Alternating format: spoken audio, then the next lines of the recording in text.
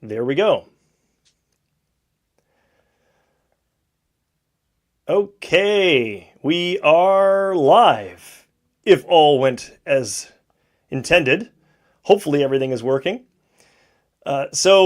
Brad, you and I have been waiting for this moment for quite a long time. We've been sitting on this new uh, energy report for oh gosh, it feels like so long. It feels like decades, but it's been a while. We've had this one, um, ready in the can, ready to go, but it was important to wait until the larger framing of Tony Seba and James Arbib, our co-founders of RethinkX, their book Stellar came out, so that could lay the larger context for this new way of understanding energy. But man, it really is exciting to be able to finally put out this new report and start talking about it, start talking about the ideas that are in there, because this one's a thrill. This one is really it really is about thinking in a completely new way about humanity's relationship with energy, and just the profound transformation that's coming in that relationship is really, there's just so much to get excited about. So yeah, this is great. Hopefully this will just be the first of many conversations that we get to have about stellar energy. Yeah, and this is unstructured, unscripted. Just, where do you want to dive in, talking about understanding stellar energy? Well, first to agree, it is a long time coming. So we published we published the first report on this concept. Rethinking energy 2020 to 2030, 5 years ago. So it was 2020, right? Yeah, Yeah, so yeah, it would have been 2020, and then we published the Great Stranding about the which looked at the levelized cost of energy calculation method and some of the errors that were in there, and that was a bit of a follow up. So those were 5 years ago now. yeah. The Great Stranding dealt with a different topic, though. That was about how we're miscalculating the levelized cost of energy and sort of thinking about it wrong. Um, but the Rethinking Energy 2020 to 2030, that's where we introduced the concept of the U curve, and these sort of Right. this non-obvious way of thinking about solar, wind, and batteries, and just basic things that were debatable 5 years ago. Will the cost of solar panels and batteries continue to decline? Yes or no? Um, Right. and well, no, I mean, this was when COVID was starting, 2020, and it was like, oh no, we're going to have problems with mining. It's going to make materials won't be available. The prices will go up. The prices of batteries will go up. Whatever else, this is going to wreck. COVID is wrecking the car market. Nobody's going to be buying new cars. There's going to be a recession. Whatever else. There was real concern as to whether or not COVID genuinely was some sort of break point in trends of, are any trends that we've seen up till now, are they going to continue? Are they, will is the past any way to predict the future? When you're talking about something fundamentally disruptive like the COVID pandemic. So there's real concern about that.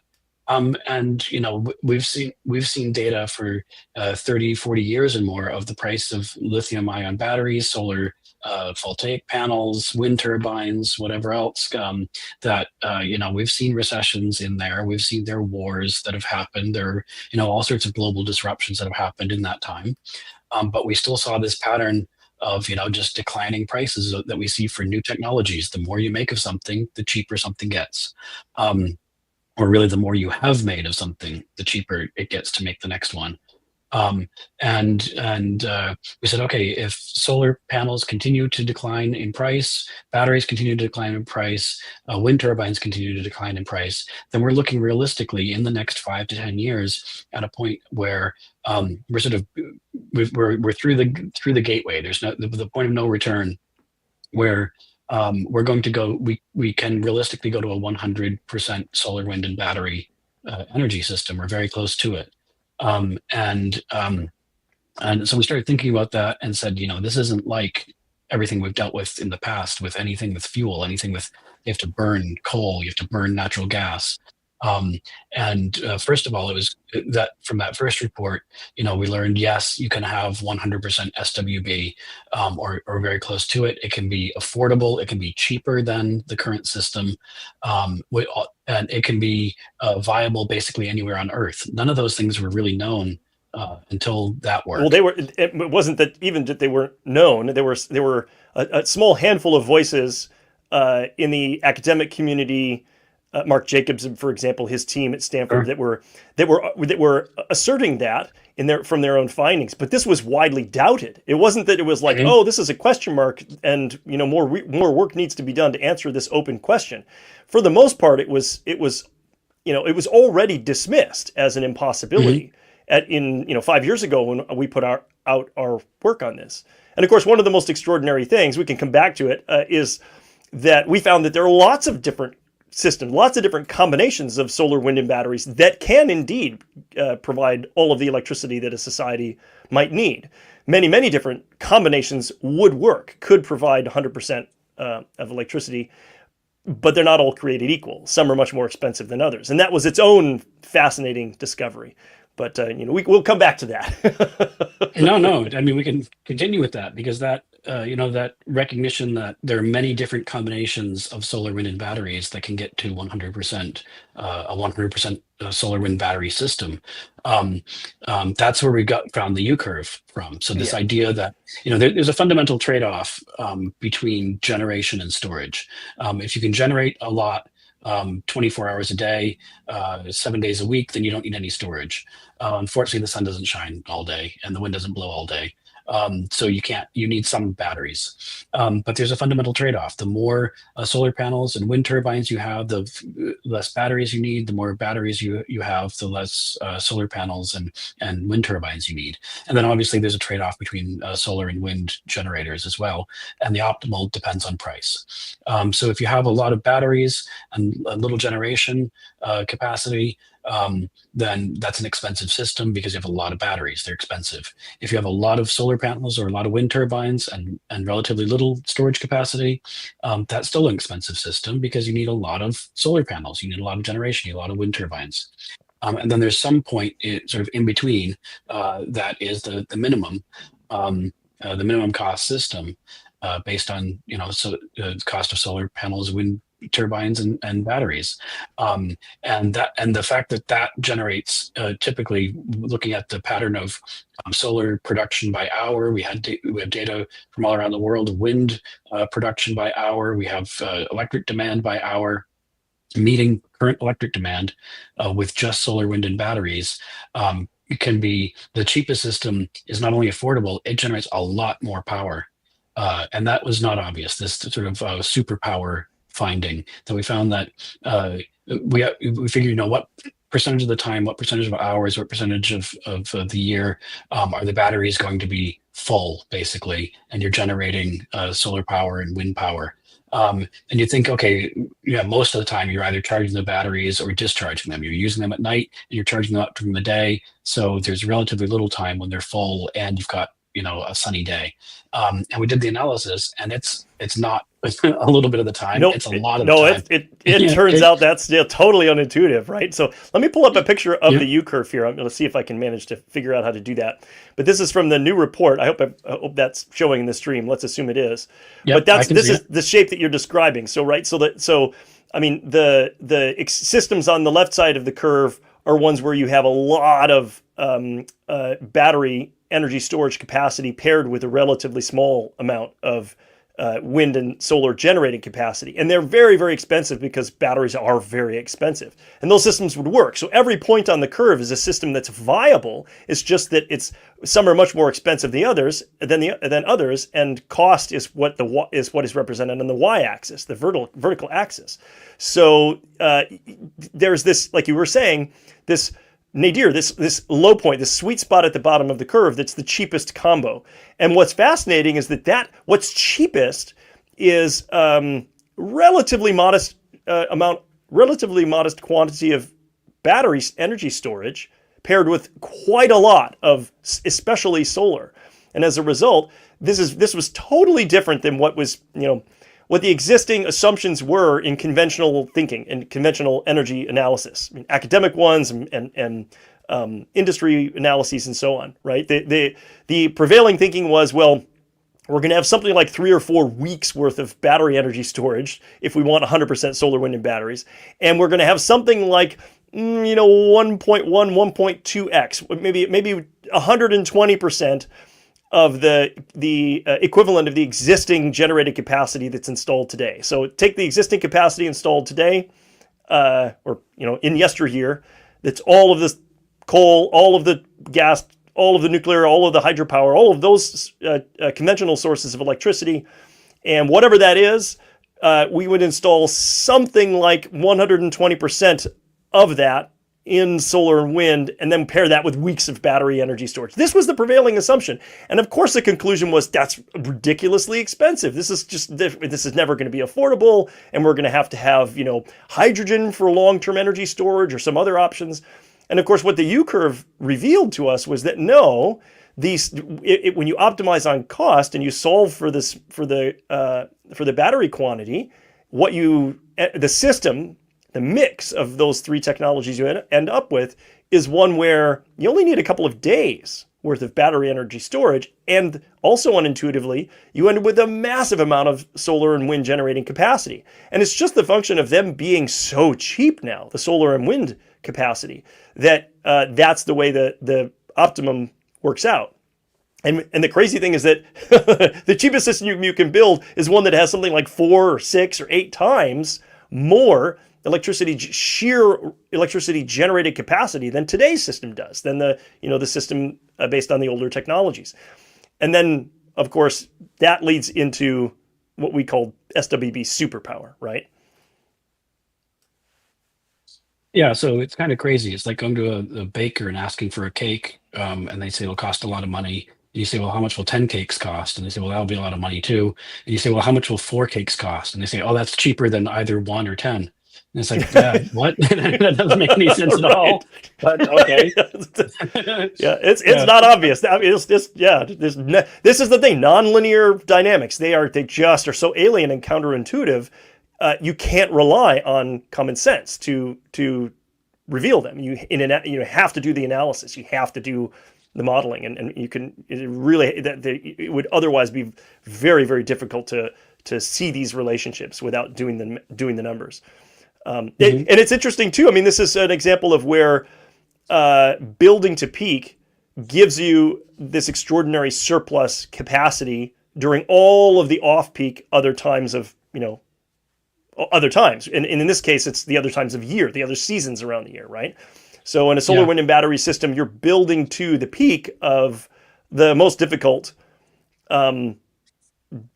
typically the most challenging weeks of winter. That's in almost every location. That is the peak difficulty you're building the system to. You're sizing the system to, is those cloudiest, shortest days of the year, where there's the least amount of sunshine combined with the least amount of wind, and thus where you need the most capacity of all 3 to get you through. And the result is that all of the rest of the year, you've got an enormous additional, an enormous supersized capacity for producing electricity. And this is not unique to energy. This is a pattern, building to peak and then having a surplus is a pattern you see elsewhere, right? Sure. I mean, anybody who deals with sort of seasonality in their business or whatever. So we give an example in the report of Amazon Web Services, where Amazon, they're a retailer, so they have the peak shopping season at the end of the year when the holidays are coming up, and they had to build to that peak, peak in demand and shipping products to customers, and peak in their web traffic. What that meant is they had computers and capacity that was underused the other 10 and a half months of the year, basically. And that's where Amazon Web Services came from. They said, we have all this excess capacity, and you get, Netflix, I think still runs off of Amazon Web Services, or all these people who have started sort of drop shipping businesses where Amazon stores stuff for you, and Amazon runs your website basically, and all you have to do is drive people to buy the product.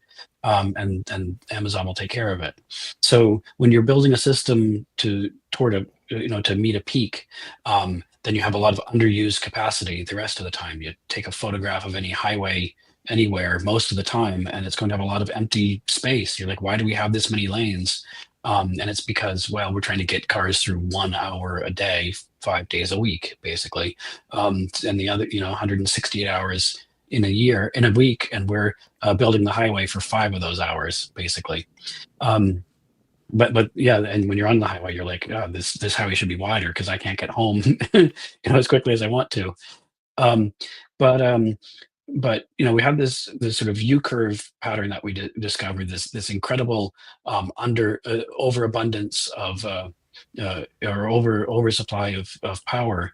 Um, um, and all the rest of the year, if you're building toward that peak of the 2 worst weeks of the year, you're building to meet that demand. Then what it means is the other 50 weeks of the year, you just have this incredible supply of power. And our original modeling, our original calculations, we just said when your batteries are full and the sun is shining or the wind is blowing, you're producing more power than you need. Then that extra is superpower. That's power that you can't store because your batteries are full, and your demand is lower than your supply, so you have an excess of supply. What are you going to do with that power? And I think what really kicked off this project and modeling work was relaxing that assumption of, well, wait a minute. Yeah, I can use power even when my battery's 90% full. I can drain the batteries to 40 and then recharge tomorrow, right? So even especially if my if you batteries are can, not full, especially if you can see like the weather coming, right? I mean, yeah, this is which the thing these is days, the charging is predictable, and it doesn't take when you dig into the numbers, you see that the recharging takes place rapidly. It doesn't take weeks to recharge the batteries. That you can deplete the battery energy in one of these optimized systems near the bottom of the U curve, for example, and on a sunny day you can recharge the entire battery capacity in the following day. And so this is again, this is unintuitive. And the thing that's extraordinary, of course, is that you can predict the charging profiles well in advance if you can forecast the weather, which we can and which we're getting better at thanks to AI. So there are places in the world now where 10-day forecasts are really very reliable. And what that means is that you can plan for when electricity is going to become available for charging, and that means you can discharge the batteries all night and get superpower all day and all night for the overwhelming majority of the hours of the year, outside of that one tiny fraction of the year that's the peak you've built the system to. So this was a revelation. I mean, to my knowledge, there weren't other teams that were thinking along these lines in the same way. So you're right. That really was the impetus for kicking off this new round of modeling and analysis. So I see we've got a question here from the viewers, Kristen Umley. So I know that he's a follower of ours, tweets about us, comments about us. We've never used this, or I've never used this StreamYard platform before. I don't know if we wanted to take the question, if he can type sure. in. You know what? If we see comments and questions and they come in, let's field them as we go. What's the question? All he's asked so far is, can I ask a question? Sure, so yeah. The answer is sure. So if you're listening, Kristen, please, yes, type your question and we'll answer it. But I don't know how to bring a third person in for the video here. But I mean, you can just type the question in if that's possible. And if it's too complicated I think we'll stick with the questions. We're going to get better at this, everybody. This is, in case it wasn't already obvious, this is our first foray into live streaming, without the benefit of other ace podcasters handling the technical stuff behind the scenes. So we're going to keep it to just Brad and I for this session. But the plan is to do this more and more as we go forward. And to, make this kind of a new part of what the RethinkX team does for communicating our findings and engaging with folks. So yeah, but for today, we'll keep it simple so that, we can not botch things. But we'll take questions if we receive them, in chat or text or comments on elsewhere. And yeah, we'll answer if we can. In the meantime, we can just keep talking about the contents of the Understanding Stellar Energy Report. So I suppose the next thing to talk about, having kind of given a little bit of background of what motivated this research and the concept of superpower itself is the realization, really the fundamental realization that began 5 years ago, which is that, like Amazon saw with its surplus capacity, that led to the phenomenal opportunity and success of Amazon Web Services, we realized that, contrary to what the incumbent energy sector has been saying for 25 or 30 years about solar and wind power, when they are producing a surplus of electricity that's clean and that's at near zero marginal cost, because that's what these incredible technologies do, that is not a problem. That is not a problem to be curtailed. That clean electricity isn't a nuisance to be flushed down the drain. That's an opportunity. And just like Amazon saw that excess capacity wasn't a problem, it was an opportunity. And when we realized that superpower could, when we relaxed the assumptions about battery energy storage, and we realized that superpower was a phenomenon that could be mapped to virtually all hours of the year, we realized that two things. Number one, SWB and superpower, so SWB superpower, are the key to clean energy superabundance for human civilization. That's number one, because you have that surplus so much of the year, and it's clean and it's near zero marginal cost. And then the second aspect of it, the second realization was that, well, if you are designing energy systems for the future, energy systems that we call stellar energy systems, following our founders, Tony and Jamie's new work, then a stellar energy system has to be designed around, it has to be architected around SWB superpower as the organizing feature. That's the feature you're building to. That's the feature you're optimizing and designing for. It's not that it's a problem. It's not that superpower is even just a nice side effect, but secondary, and you kind of, you get it and it's a nice thing to have. No, it is the central feature. It is the property to pay attention to and to focus on and to optimize around. And that is the essence of why why stellar energy requires a fundamentally new kind of thinking and mindset, and why humanity's relationship with energy changes completely because of these new technologies. That's what's so different. When you realize that this thing you thought was a bug in the system is actually the key feature of the system you have to design the system around, that is a total inversion, right? That is a complete inversion of your reasoning.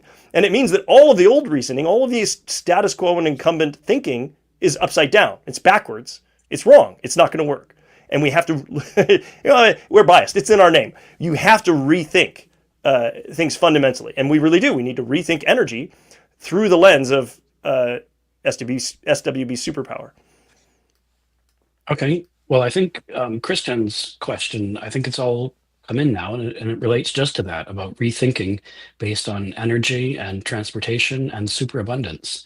So I'll try to read it here. I don't know if you can see it on your screen, but maybe I can just read it to you, and then I'll get your answer. Yeah, that's great. Let's read it so that everybody who's watching or listening can get the question. That's perfect. Okay, so I won't necessarily go word for word, but he said, I'm looking at cars and a little over one person in each of them in rush hour, and making the seats available and getting the culture rolling, you have to super commute. So he talks about his company that says apparently it's a subscription service with you buy a commuter pass and you can carpool for free in 13 different municipalities in Norway and counting. So his question is, how will the industry of tourism be changed because of stellar energy and AI? My dream would be to maximize traveling once we hit the abundance age. And he said a question regarding energy. What will the indicators be when superpower is approaching or established? So those are two separate questions. So I guess I can paraphrase both of them, and then you can take them one at a time, Adam. The first one was, how will the industry of tourism be changed because of stellar energy and AI? So will there be more traveling, less traveling in a world of energy abundance with AI, and how will it be affected?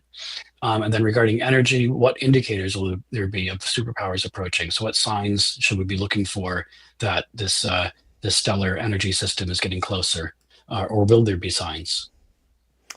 Yeah, well, let's take that first. Let's take that first question, and we'll use that as as an opportunity to kind of jump forward in the thinking of that's in the report. And I'll see if I'm able to. I'll see if I can pull up a slide that shows some of our thinking. And okay, so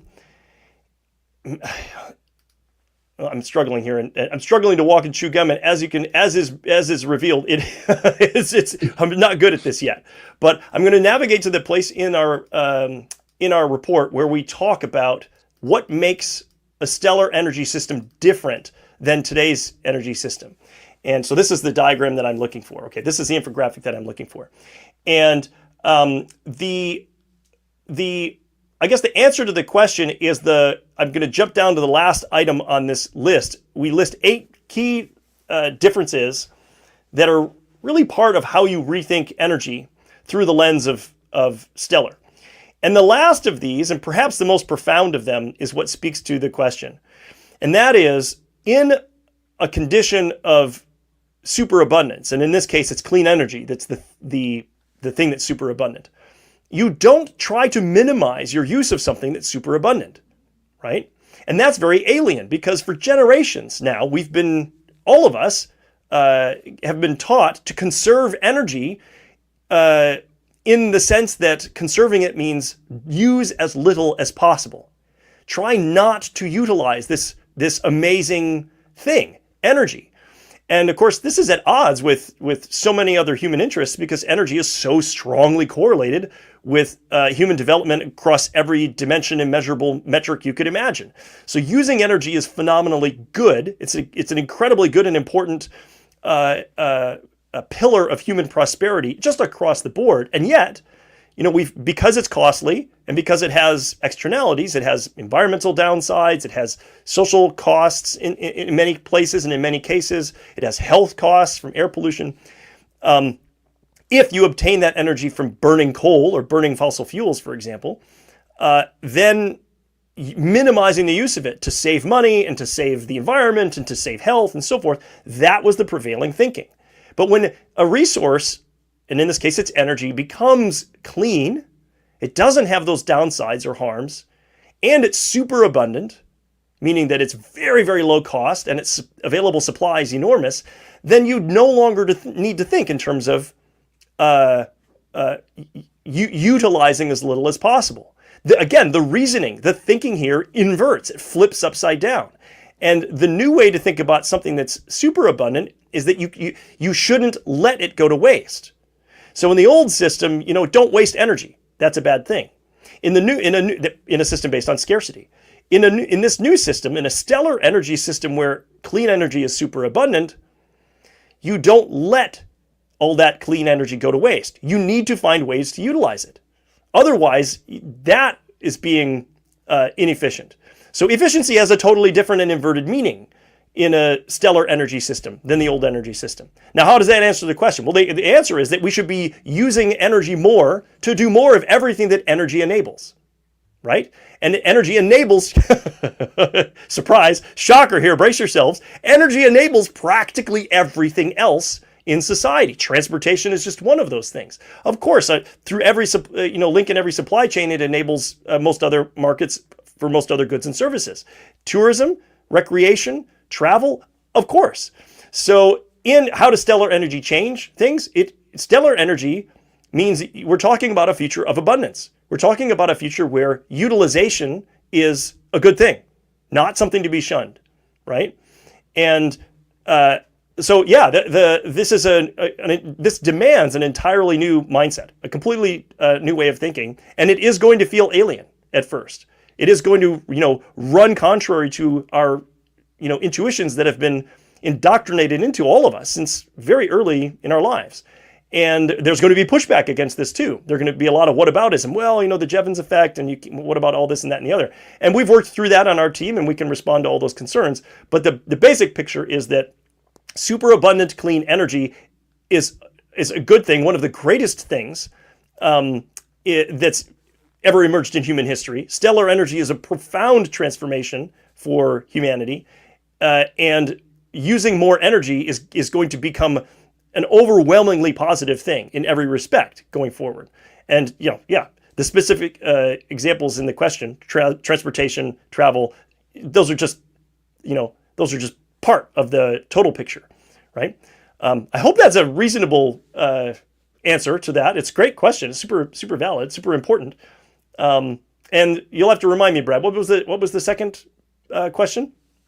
The second question was about indicators of superpower approaching. Will there be indicators, or will this be just a big bang, you wake up tomorrow and we've got it sort of thing, that it turns on once we get to 100.001% and of demand, then all of a sudden it kicks in? Or will there be signs, over the coming years that lets us know that superpower, what are the signs that it's approaching, and what are the signs that it's established? Yeah, that's a great question. That's an area for future research for us. So I think the answer right now is that nobody knows. In principle, and Brad, I'll let you speak to this. We can learn some things from the history of previous disruptions.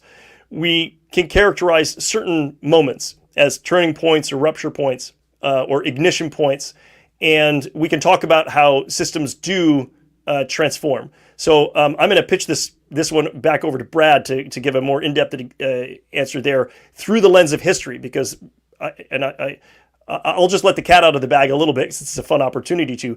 Brad has a book coming up soon. Brad has and to my knowledge, this is the most comprehensive. It is destined to become the authoritative work on the history of technology and especially disruptive technological transformations that exists. There's no work I'm aware of that's even comparable to it. And so Brad is probably too modest to toot his horn about this, but this is an awesome piece of work that's many years coming. And what it does is it allows our team, thanks to this amazing work that Brad's done, to view all of today's disruptions through the lens of history. And so, yeah, why don't you comment on what we're likely to see as the system transforms? Okay, sure. So first to the book, like you said, yeah, we've been working on this. This started. Tony Seba started this sort of research project. He has said publicly before, I've looked at every technology back to the invention of agriculture, and studied disruptions and see the same patterns over and over again. And Tony doesn't say anything lightly. When he said he's looked at every technology back to agriculture, he means he's looked at every major technology back to agriculture. So he kicked off this project in April 2018. And we started collecting examples of disruptions throughout history. We started with Tony's notes, about literally his notes from when he wrote the book Clean Disruption and Rethinking Transportation, about the horse, the car replacing the horse, and the notes that he had gathered on that. But every technology we could think of electricity and agriculture and relating to food and energy and transportation and information and communication. So the transistor, the light bulb, steel, the railroads, the automobile, and rocket ships and everything. All the way back to like fire and bronze and and those sorts of things. My job was basically just collect as many examples as I could find, started putting them into chronological order. And of course, one leads to another. It's pretty obvious. The steel leads to the railroads, and then, the bicycle led to the car, because if you look at Carl Benz's first automobile that he built, it was made out of bicycle parts, and he put a motor onto a chair with wheels made of bicycle parts. It was bicycle wheels and gears, and you can see it. They have a picture on Wikipedia. So everything leads to another. And Tony talks about that as well, that every new technology is enabled by a convergence of technologies. The iPhone isn't one invention. It's the glass, it's the processor and touch sensors, the accelerometer, the battery, the Wi-Fi. You have to put all that together in order to make an iPhone. So you start getting these sort of streams that connect, that look like some like the London Underground map, basically, where two things come together at another station and unlock this new technology. So I just started writing about that, collecting those examples, and it forms, it's a book that you can read any 5 pages and learn about that technology, or you can read all of it and see the whole sweep of human history. Um, and it's called The Pattern of Progress: How Cheaper, Easier, Faster, Better Technologies and Ideas Rapidly Change the World.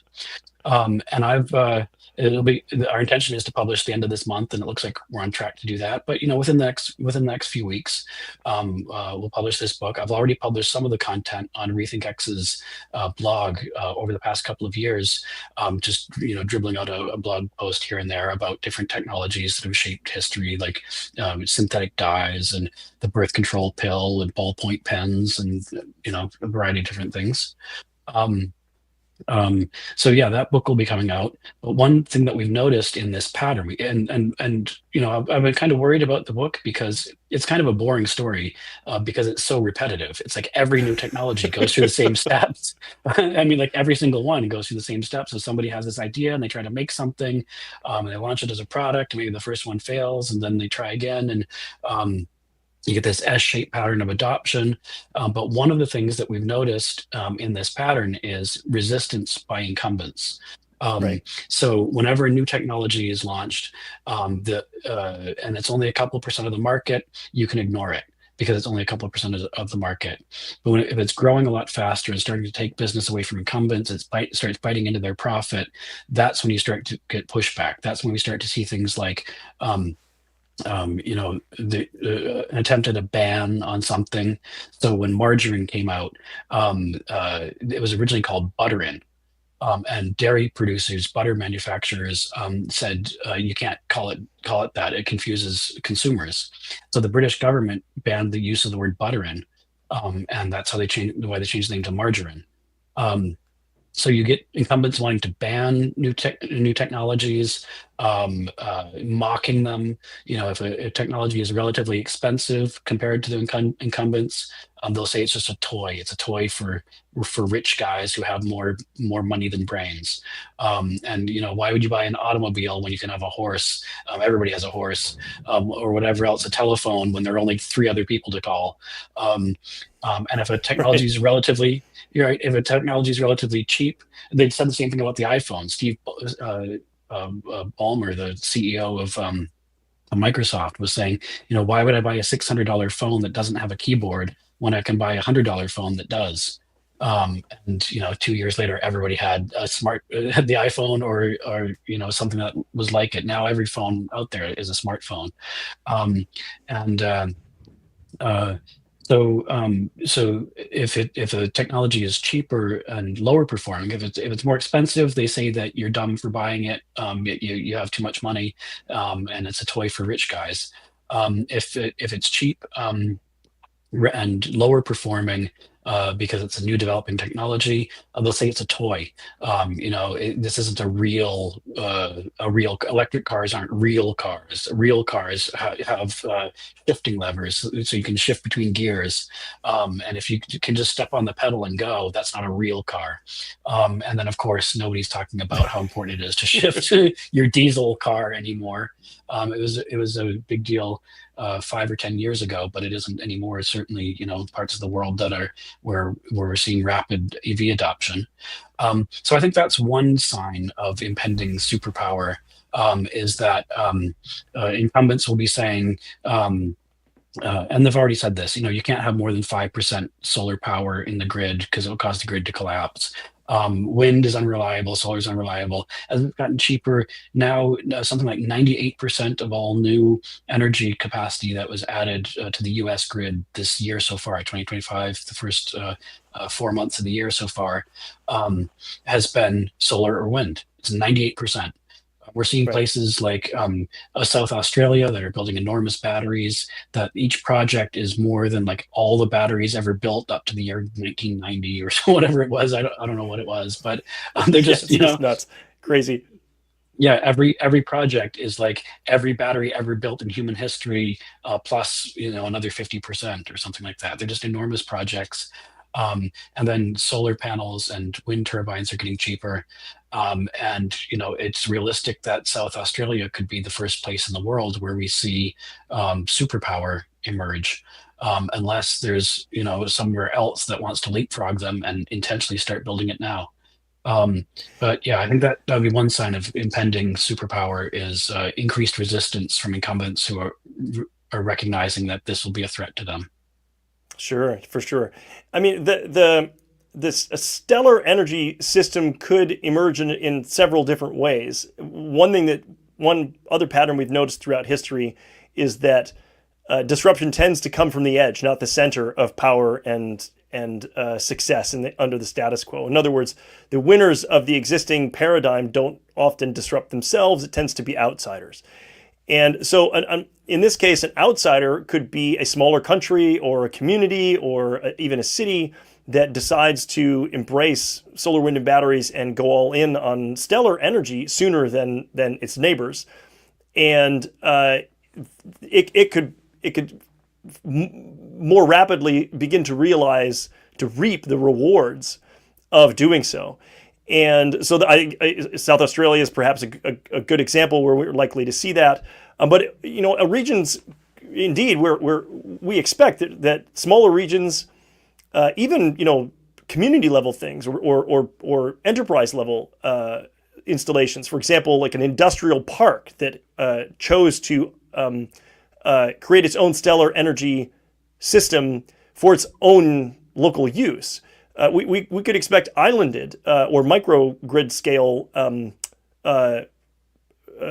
pilot projects like that as well, that you might think of them as stellar nurseries, where the stellar energy could begin to take off. And so it's sort of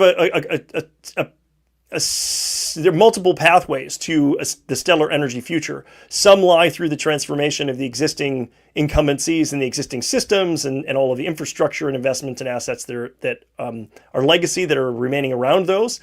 And we do see that in some places like the United States, where the new additions of solar and wind are coming on and are competing everything else that they're deployed against. And in some cases where we saw this early days of this, where early adopters were experiencing some of the shock of that. So, for example, in California and in Germany, there are times when sunlight is abundant or wind is abundant, when those near zero marginal cost electricity sources, they drive wholesale market prices for electricity below zero. This is seemingly like how do you have negative prices on energy? Well, the mechanism there is that it's so expensive to operate and in particular to ramp the output of a coal power plant or a nuclear power plant up and down, that it from the perspective of the operator of those power plants, it's cheaper to pay people to buy your electricity on wholesale markets. In other words, pay others to take your electricity, so that's negative electricity prices, than it is to ramp up and down your output. And so when coal and nuclear have to compete, and nuclear tends to get special privileges, so competition isn't as often an issue for nuclear power in some locations. But when competition on open wholesale markets occurs, solar and wind are so competitive because of the markets tend to clear at the marginal cost, that we see negative electricity prices. Okay, well, that's a pretty clear sign that some disruption is going on. And that can happen even with relatively small percentage of market penetration of those new technologies. So it's one story in the older system where the new technologies are being deployed, and then it's another story where you're seeing the creation of stellar energy systems from the ground up. And then there are some interesting places where the entire cycle is happening at just a breakneck pace, and it seems to come out of nowhere. So Pakistan is an interesting example of this, where weren't really reading about news around the adoption of solar power in Pakistan, and then all of a sudden it's just absolutely exploding. It's just booming in Pakistan. Micro grid level, rooftop and small scale solar, not huge, enormous solar farms that are coming online and outcompeting huge coal power plants, but smaller scale, distributed solar. And increasingly, I believe batteries as well. And this this is also the sort of dynamics we expect to see in disruption. So the answer is that a lot of different things are going on in a lot of different places, I think there. So it's it's this is an example where, what should you it begs the question, what should a region do in response to the prospect of stellar energy? What should people do? And I don't think anybody has perfect answers to that question yet. But one of the things that we can talk about following on, and I'm seeing this in the comments that I'm looking at here, are what new businesses, what new business models, what new uses are we likely to see emerge to take advantage of stellar energy and all of this superpower that these systems are going to generate? If we have a superabundance of clean, near zero marginal cost electricity, what businesses are going to thrive in that context? Do you want to talk a little bit about that, Brad? Sure. And like you said, it depends where in the world. So we have a couple of issues here. We had a question come in from Camilla, who's asked, surely solar and wind won't work everywhere in the world. We built a tool to look at this. So for our first report 5 years ago, we were sort of doing this analysis by hand, and we built a simulation software piece of code that I was sort of running by hand for every analysis that we wanted to do and compiling them together. And it was a bit laborious, but we said we're writing one report. It's no big deal. Just to get this one report done, we'll do everything by hand.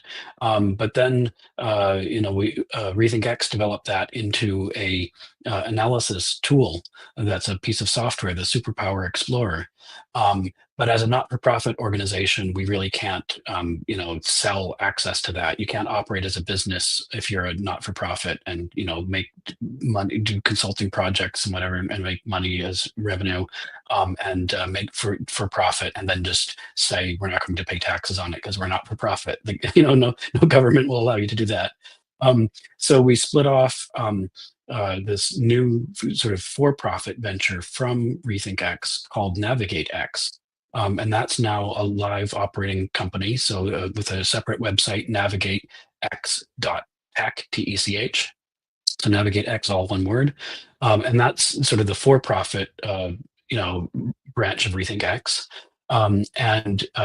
And they now own this Superpower Explorer tool where you can go basically anywhere in the world and say, what's the pattern of solar power that lands here, of solar resources here, not just sort of meteorological measurements of sunshine, but actual records of solar power production in that area, because obviously solar power depends on more than whether the sun is up officially or not. It also depends on things like cloud cover and the weather and whatever. Some places have monsoon season, some places have the rainy season, some places above the Arctic Circle don't see the sun go above the horizon, even though it's technically daytime hours.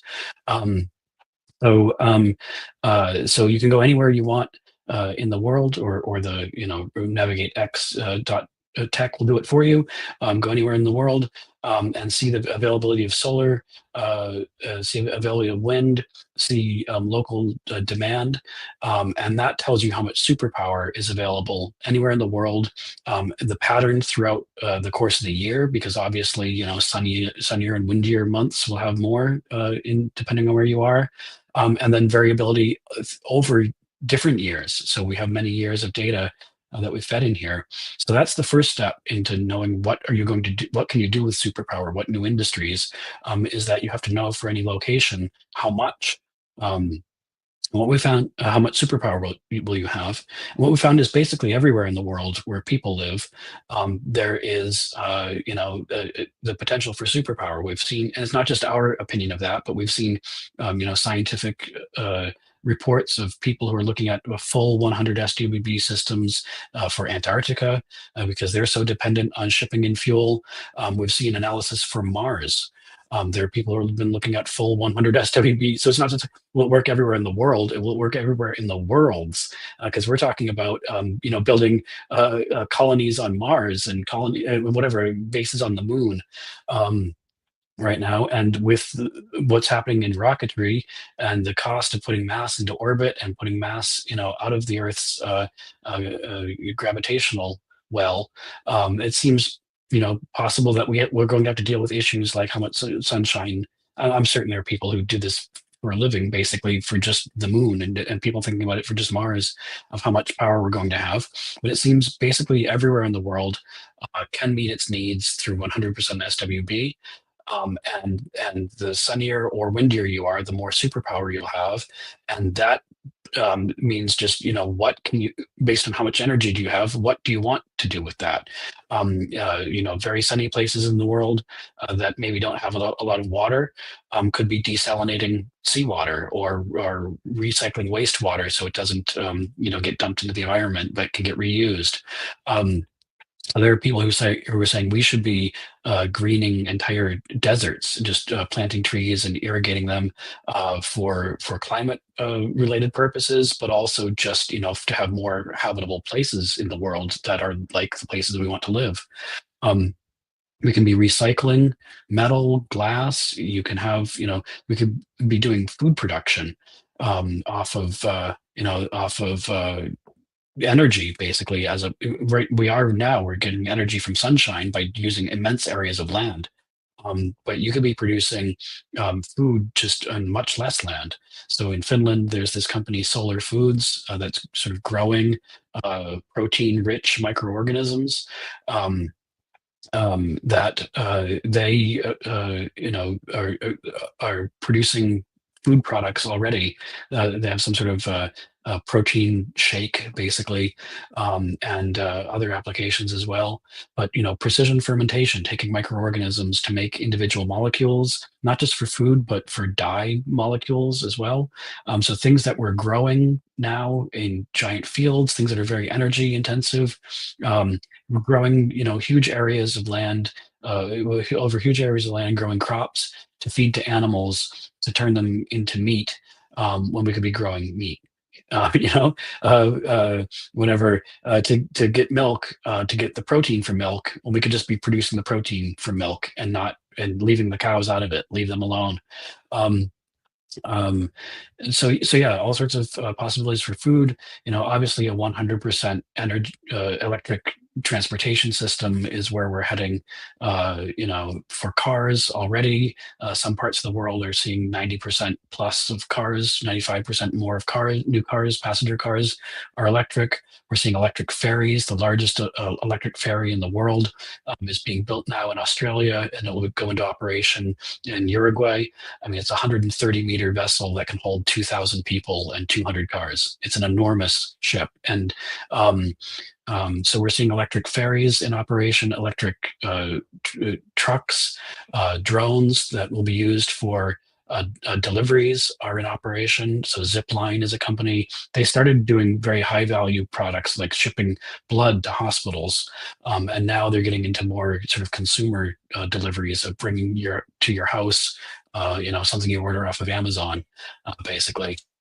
Um, so yeah, just I mean when you think about how the world was 150 years ago and how many products and services and things that we have today, that if somebody from 150 years ago stepped forward through time and you had to explain to them what you do for a living or how you do it and how you do it, and the fact that we can see each other in real time, full screen images on a flat screen, uh, and with batteries that last for hours. We have all sorts of entire professions that didn't even exist 150 years ago.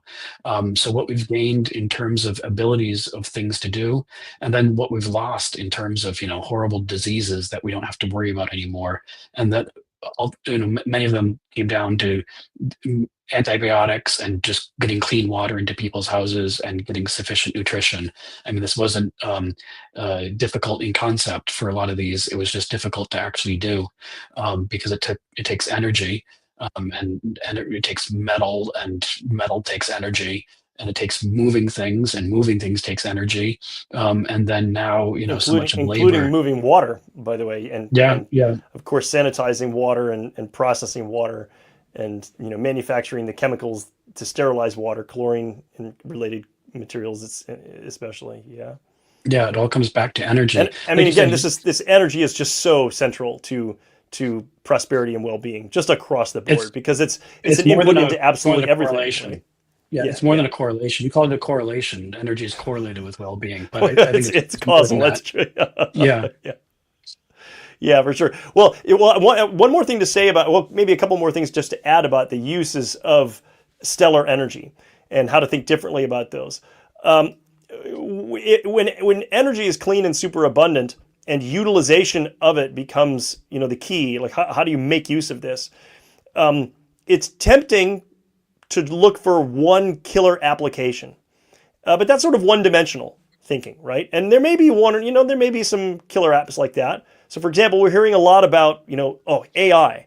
AI is going to require an enormous amount of electricity. Maybe the majority of our civilization's electricity some decades from now will be being consumed by, uh, you know, data centers and supercomputing clusters and so on, or maybe even the our machines, the AI in the robots that are, if there's a billions strong robotic workforce or fleet that we're charging, and whose brains are expensive to power in terms of electricity.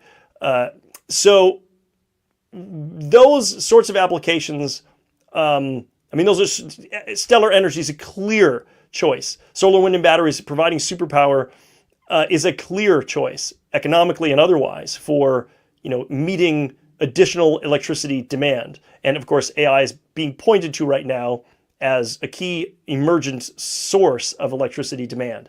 But what we suspect, as we thought, in depth about this question of uses, is it's likely to be not a single killer app that emerges, but rather killer combos. So combinations of uses. So if you are looking for an opportunity as a business to find ways to utilize and leverage clean energy superabundance, look for businesses to pair with. So pairs of businesses, triplets, quadruplets of businesses that can work synergistically together. And just one example that we mentioned in the report is combining AI with food production. So yes, AI will consume electricity, but then once that electricity has been consumed, heat is a waste product from data centers and supercomputing clusters, right? Heat is a problem. It has to be gotten rid of because it's not useful in those, in your server farm. It's a problem.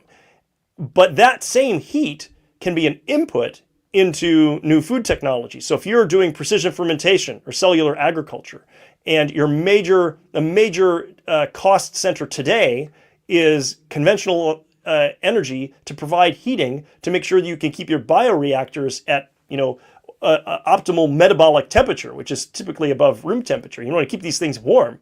How do you do that? How do you keep hundreds of thousands or millions or tens of millions of liters of bioreactor contents at exactly the right temperature, and that's a temperature that's above room temperature? Well, you need a lot of heat for that. Well, guess what? One industry's trash is another industry's treasure. The waste heat coming out of a server farm or a data center could be exactly the input heat that a precision fermentation brewery needs. And so those seem unlikely bedfellows, but pair them together and they could be a killer combo for the utilization of stellar energy. So that's an example. Now, it's very difficult to predict. In the same way that in 1995, it was very difficult to imagine all of the potential use cases of the internet and in the digital revolution. So the second thing to think about is to use that recent experience with the internet as an instructive guide for what sort of business models emerged. And the same sorts of questions were being asked. Oh my gosh, well, bandwidth, communications, data, memory, storage. Those things were all very costly at one point. They were a high marginal cost. You paid a non-trivial amount of money for each page of a newspaper that you bought, or each page of a magazine that you bought, or each CD that you bought that had an album of music on it, or each DVD or each VHS tape that had a film on it.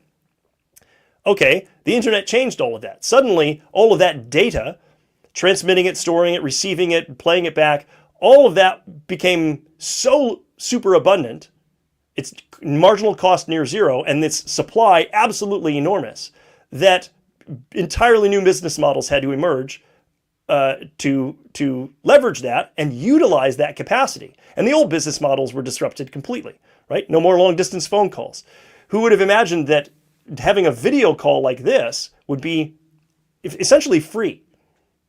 You know, it would have been unimaginable 30 years ago when you were paying $1 a minute to make a long distance telephone call to a city 50 miles away.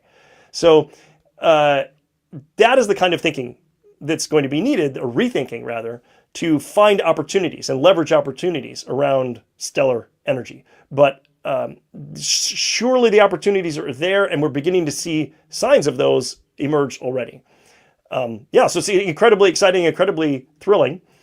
Brad, I'd like to go back real quickly and just touch on one final thing about the report here, which you mentioned, and that is what it means for different regions, right? And because we did analysis for more than a dozen different regions around the world, different countries and cities of different sizes and different geographies, to give a sense of how stellar energy works everywhere that people live. But it is, the profiles differ slightly, in their details, and those are important to think about for planning and decision making and investment purposes. So let me see if I can switch us over and at least pull up an example of of the analysis that we did. So we did a number of regional ones. This happens to be alphabetically the first one on the list. It's Brazil, and we don't need to get down into the weeds all that much, but there are a couple of things that I'd like to highlight here for our regional findings. And Brad, interrupt me, chime in anywhere where I'm missing anything. But one of the first things to notice is that when we did this analysis, we threw out the status quo. This analysis is not about building stellar energy to meet today's electricity demand. That is not good enough for humanity. The status quo, the energy consumption per capita for humanity, is nowhere near good enough for the overwhelming majority of the world's population today. It's not enough. There are a handful of locations in the world, the wealthy Gulf countries in the Middle East, for example, parts of the United States, for example, where energy consumption per capita is really quite high. But in a stellar energy future, in a stellar world, everyone's energy consumption is going to be everyone, everywhere, in every country, in every community, in every country, everywhere on the planet is going to be vastly higher than it is today. And that's a fantastic thing.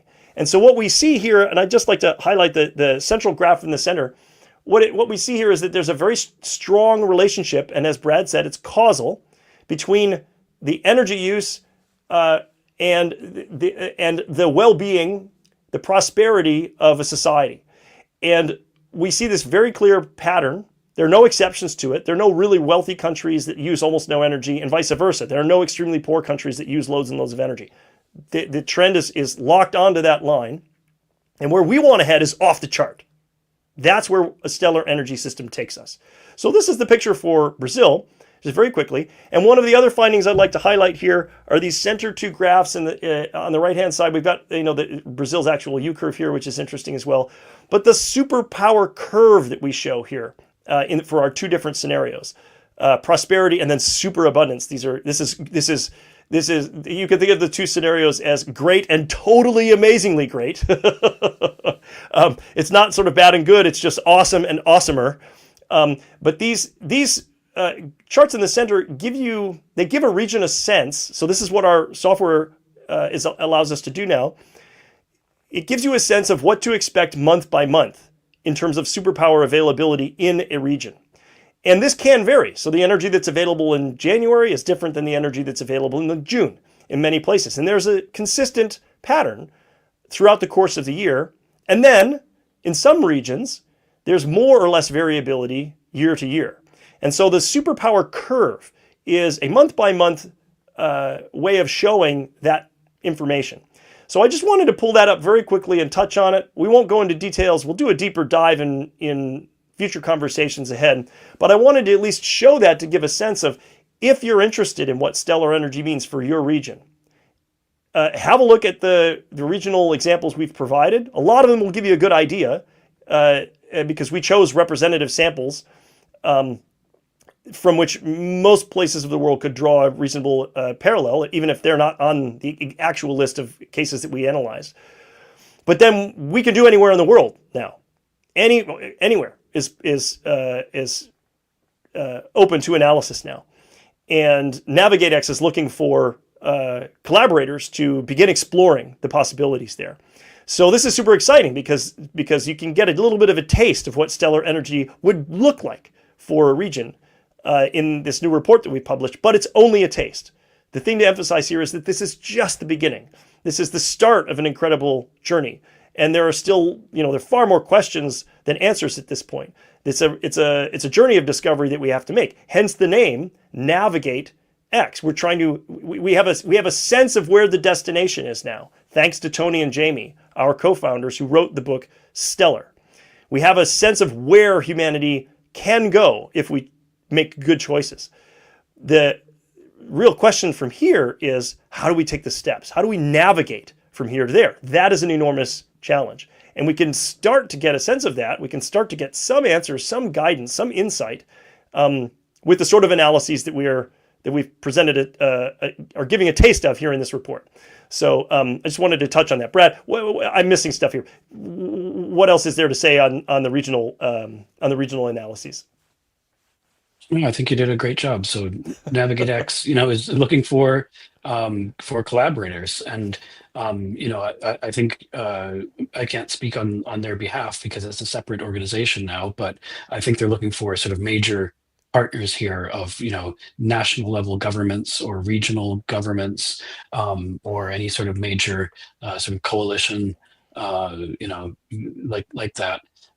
That are looking to seriously develop national scale or regional scale energy resources, precision fermentation, realizing that all of these things are interconnected. The future of transport is electric, the future of electricity is sunshine. And it was Sam Altman, I believe, who just said the future cost of AI is the cost of energy. Right. So, Right. yeah, and the cost of energy is going to the cost of sunshine, and the cost of food is going to the cost of sugar, and the cost of sugar is going to the cost of sunshine, basically. So all of these things are interconnected, and understanding them is just part of what we started to tackle with the Superpower Explorer, which is only about energy at this point. But obviously, it's a interconnected system of energy, transportation, materials, food and agriculture.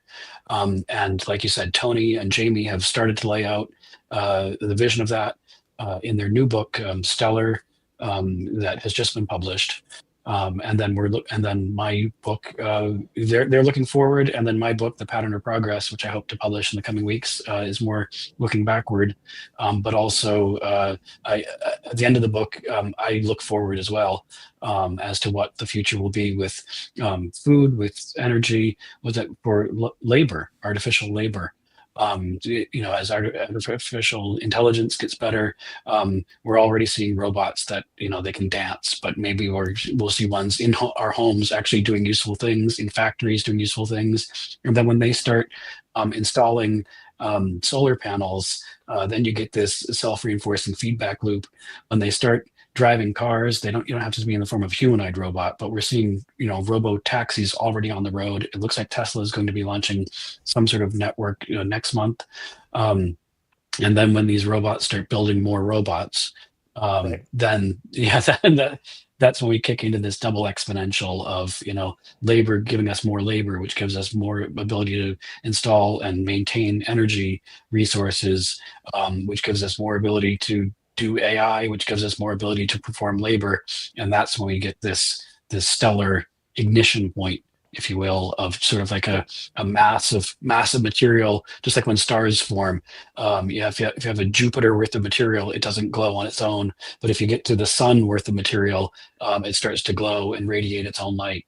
So somewhere between Jupiter and the sun is the correct amount of mass. And yeah, there's some amount of solar panels, wind turbines, batteries, robots, precision fermentation, brewery facilities, whatever, where you reach Robotaxis, and yeah, exactly. robotaxis, Yep. and you reach some sort of ignition point, and someplace in the world is going to be the first to do it. And it's the just a matter of thing where. to mention here is that, I mean, once that flywheel spins up and really takes off, it's going to feel like it's everything all at once. And what does everything all at once mean? Well, it means a stellar world is one in which there's superabundance across the board. And the shortcut to thinking, to answering the question of how and why and how is that possible, the shortcut there is what Tony and Jamie call the stellar core, which is clean superabundant electricity or energy, and superabundant artificial labor from AI and robotics. And if you put those two things together, if you have an unlimited amount of clean energy that's very low cost or near zero marginal cost, and doesn't have terrible costs in other non-financial ways, environmental or social or otherwise, and if you have an open-ended supply of near zero marginal cost labor that's capable, that's intelligent, then you alleviate the two fundamental bottlenecks on producing everything else, absolutely everything else. So when you get back to, when you chase everything down to its roots, it's energy and labor. They are the fundamental factors of production that go into absolutely everything else. And you could quibble about whether one is more primary than the other, but it really takes two to tango. You must have energy and you must have labor, intelligent work that can be done by something or someone. Up until now, that's only been human beings. But once those two things, energy and labor, once the limits are blown open on those, once their costs plummet, well, then the limits and costs of everything else blow up too. The limits and costs start to fall off a cliff and start to fall toward zero. Because ultimately, energy and labor are the reason why everything else is finite, everything else is scarce, everything else is costly. And if you can drive the supply up of those two things and the cost down, you're driving the supply up and the cost down of absolutely everything else of consequence, right? In terms of like essential goods and services, even many nice and luxury goods and services, only a handful of things remain scarce when there's a superabundance of clean electricity and artificial labor. And so you're right, Brad. Somebody's going to do this first, and that stellar world that we're headed towards is it really is an astonishing vision, and cause for incredible optimism, because this is not a fantasy. This is not some science fiction utopia that's being imagined and it's far off 500 or 1,000 years away. There's a concrete path with existing technologies and existing cost curves and existing trajectories of adoption that points us directly at this. And not a millennia from now, but just a couple of decades from now, depending on the choices that we make. And so it's it's absolutely thrilling time to be here and to be able to watch this unfold and to get more understanding and more insight about it. Obviously, the Understanding Stellar Energy report that we just launched, this is going to be key. Hopefully that'll provide folks with great insight. And also, Tony and Jamie's recent book that was published a month ago or so, maybe a little bit longer ago than that, Stellar, which lays out the vision of where all this is headed, of which stellar energy is one major part. And so we encourage folks to look into both of those. RethinkX.com is obviously a website, which is the gateway into discovering this and other material like that. We'll be talking lots more about this in the days and weeks ahead. So we'll be back. Hopefully this live stream was reasonably successful on a technical level. I hope it didn't drop out or botch things up or anything too badly. But yeah, and then Brad, you and I are going to be having a lot more conversations going forward as well. Because I have to say, this is just fun for us to do, right? It's fun for us to be able to get out and talk about some of the stuff that we work on behind the scenes. And so we're going to be doing more of that too, and it's going to be a lot of fun. Yeah, not just talk about it, but listen, here we've gotten feedback in this conversation. I haven't had a chance to go through all of it because we've been talking, but hopefully we can address some of these questions. We'll collect them up and copying and pasting them so we can talk about them in future podcasts or just blog posts that we produce or things like that, tweets. So follow us on Twitter and look for us on YouTube and look for our reports. And read our blog posts at rethinkx.com, and hopefully we can address all of these issues as people bring them up. All right, fantastic. Well, hey, we'll wrap this up here, And we'll see everybody next time. Great. Thank you. All right. Thanks, everybody. Take care.